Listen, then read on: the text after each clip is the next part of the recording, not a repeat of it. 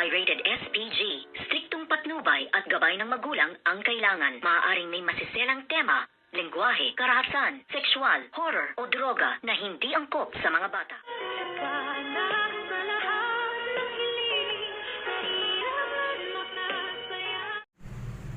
Good morning and welcome sa aking munting channel. Tatakas na sana itong si Olga upang mailigtas ang kanyang sarili sa lahat nga ng mga krimeng pinagawa sa kanya nitong nga demonyitang si Moira, dahil nga itong si Olga ang siyang kanang kamay at siya nga ang dati niyang mata sa Apex Medical Hospital. Yan ngayon ang napapala mo, Olga, dahil sa sobrang marites mo.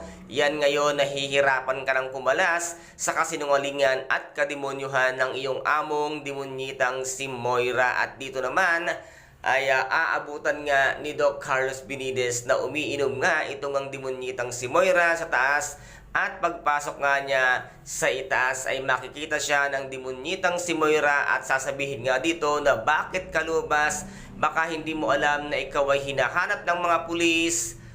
At baka matuntun tayo dito, ang kapal din naman ang mukha mo, demonyitang Moira, na ikaw na nga lang ang nakikituloy para makapagtago ka dyan nga sa pinagtataguan ni Doc Carlos. Siya pa ngayon ang sisisihin mo sa lahat-lahat nga ng mga kasinungalingang pinaggagawa mo. Kaya naman sana ay kilabutan ka at mahiya ka man lang sa sarili mo. At dito nga ay sinabi nga dito nitong si Dr. Carlos Benitez na wala na akong pakialam kahit paano ang mangyari. At dito nga ay halos nagwawala-wala na ang demonyitang si Moira na wala daw siyang pakialam sa kanilang mag-ina na kahit na anong mangyari at mahuli nga sila ng mga pulis. At dito naman ay sinabi nga niya na ikaw ang dahilan ng lahat, ikaw ang nag-udyok sa amin ng lahat ng kasamaan na ito na ngayon nga ay naging masama at mamamatay tao ako ng dahil sa iyo, ng dahil sa pagpatay kay Dax. At ngayon nga ay galit na sa akin si Zoe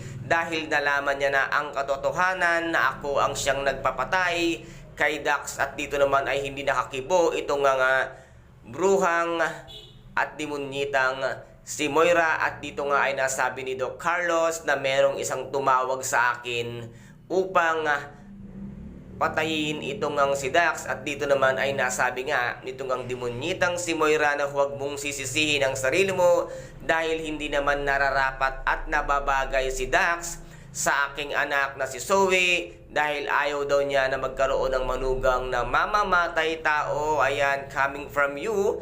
Ayan, demonyitang si Moira, na ikaw naman talaga ang literal na mamamatay tao. At dito nga ay naisip na nitong si Dr. Carlos Benitez na ito nga si demonyitang Moira ang siyang puno at dulo at ang ugat pa nito ay siya ang lahat-lahat ng sanhi nga na nag-udyok sa kanila upang maging masama, lalo na nga ang ginawa niya sa kanilang anak na si Zoe. At dito naman ay umakyat na humahangos nga itong si Zoe. At dito na nga niya tinanong ang kanyang mami, demonyitang Moira, sa kanyang mga kasalanan na pinaggagawa. At dito naman ay agad-agad na ring humarap si Doc Carlos kay Zoe at sinabi nga niya dito na mayroon kang isang importante at mahalagang bagay na kailangan mong malaman kung sino ang tunay na nagpapatay kay Dax. At dito nga ay sinabi na ni Doc Carlos at itinuro nga niya na siya ang nag-utos sa akin at tumawag sa akin para patayin si Dax. At dito nga